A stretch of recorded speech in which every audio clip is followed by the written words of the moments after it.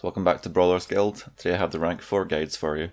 The first fight in rank 4 is Burnstachio, and this is where people start to falter. This is the first one that's actually genuinely pretty difficult.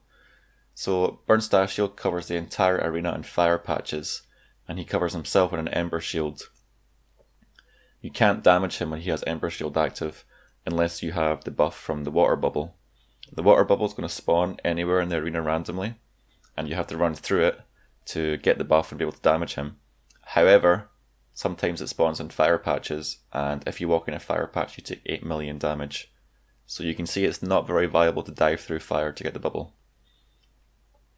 What you want to do is look above you and you'll notice rain clouds circling the area.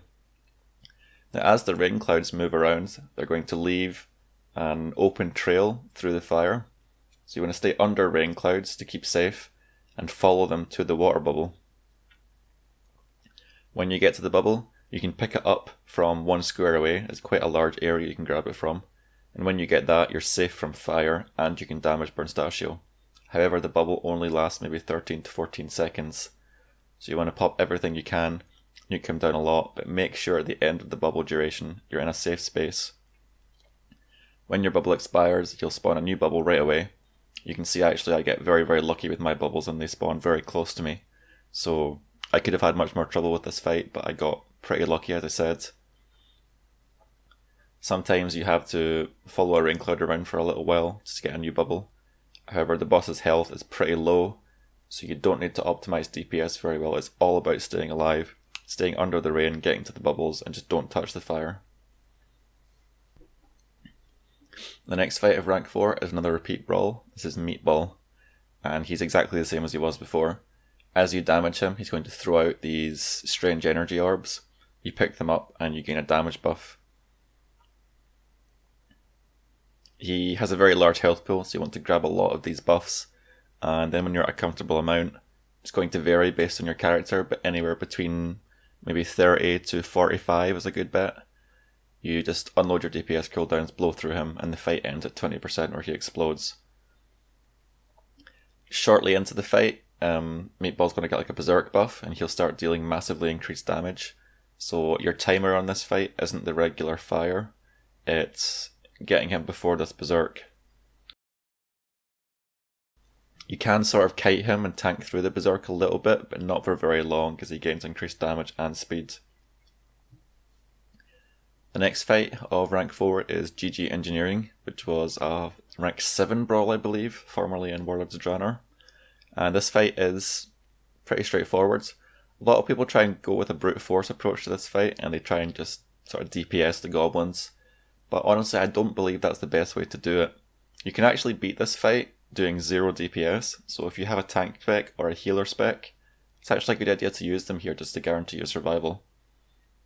The technique I go for is just to sit on the goblin who isn't covered by the defense shield, and as the rockets rain down on you, make sure they overlap the goblin and they'll deal a significant amount of damage to him, which is why you can beat this fight with 0 DPS. Essentially the rockets do all of the damage for you. All you have to worry about is the death ray damage, and if you happen to get hit by any of the rockets yourself, it can deal quite a lot as well.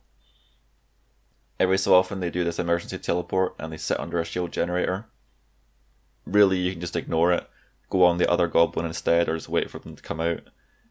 All you want to do is just keep the rockets focused on them at all times, move around them slowly, and let them do all the damage for you.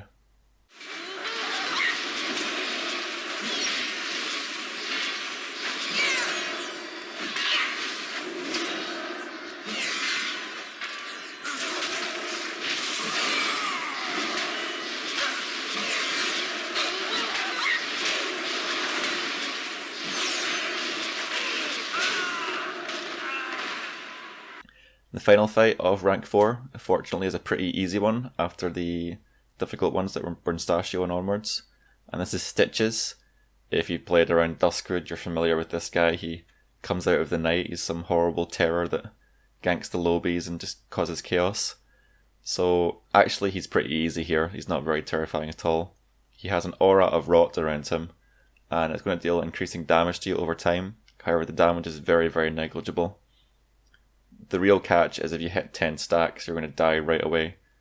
So what you want to do is get to maybe 6 stacks, 7 stacks, 8 stacks if you're feeling risky, and then just get out of his aura.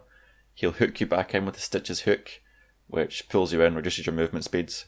That makes it harder to get out for further stacks.